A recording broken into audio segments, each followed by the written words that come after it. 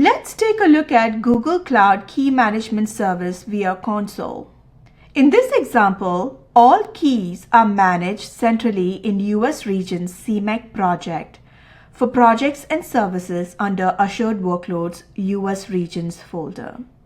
Now let's take a look at how to create a KMS keyring and a KMS key. Step 1. Select the navigation menu and select Security and then Key Management. Alternatively, you could search KMS in the search bar as well. Next, click Create Keyring. Then provide a keyring name and location type and hit Create. Now keyring US-regions-central1-keyring is created, but it has no keys. Step 2. Create keys inside keyring US Regions Central 1-keyring.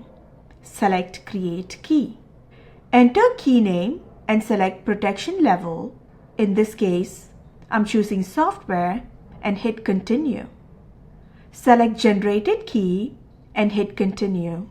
For purpose and algorithm, select Symmetric, Encrypt Decrypt and hit Continue. Next, select the key rotation period and starting date and hit Continue. In additional settings, enter labels and hit Create.